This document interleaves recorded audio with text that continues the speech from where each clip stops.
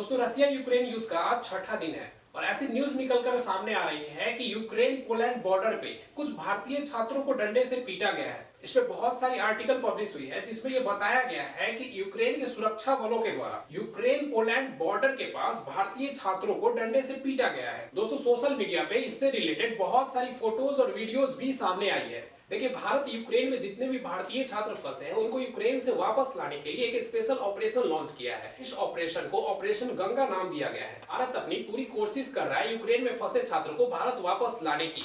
इसके लिए वो क्या कर रहा है, तो यूक्रेन में जितने भी छात्र यूक्रेन में फंसे हुए हैं उनको यूक्रेन बॉर्डर तक लाना चाह रहा है और वहां से जितने भी यूक्रेन के नेबरिंग कंट्रीज है उनमें उन्हें इंटर कराना चाह रहा है और जैसे ही वो दूसरे कंट्री में इंटर हो रहा है वहां से उन्हें भारत वापस लाया जा रहा है। तो इस तरीके से ये ऑपरेशन गंगा काम कर रहा है।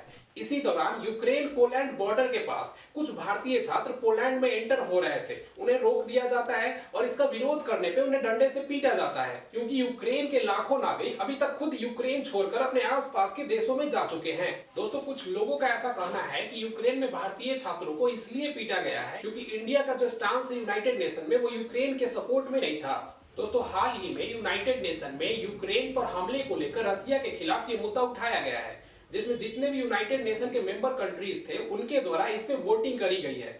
लेकिन इस वोटिंग के दौरान इंडिया का जो स्टांस था वो पूरी तरह से न्यूट्रल था। इंडिया न तो रूस के सपोर्ट में वोटिंग की और ना ही यूक्रेन के सपोर्ट में वोटिंग की। कुछ लोगों का ऐसा कहना है कि इंडिया के इसी स्टांस को लेकर यूक्रेन में भारतीय छात्रों को टारगेट किया जा रहा है और केवल इंडिया ने ही नहीं, चाइना और यूएई जैसी कंट्रीज ने भी इस वोटिंग के दौरान किसी को वोट नहीं किया है। वो भी इस वोटिंग के दौरान पूरी तरह से न्यूट्रल रहने का काम किया है। दोस्तों इसी कारण यूक्रेन में चाइना का बहुत भयंकर विरोध भी हो रहा है और चाइनीज सरकार ने तो यहां तक कह दिया है कि जितने भी चाइनीज नागरिक अभी यूक्रेन में फंसे हुए हैं तत्काल के लिए हम उन्हें वहां से वापस नहीं निकाल सकते हैं। और साथ ही साथ ये भी कहा गया है कि अगर आपसे कोई पूछे कि क्या आप चाइना से हैं तो उन्हें अपनी आइडेंटिटी को छुपाने की बात भी कही गई है। तो ये हाल तो हो रखा है चाइना का। अब हम लोग थोड़ा नजर डाल लेते हैं अपने पड़ोसी पाकिस्तान के ऊपर।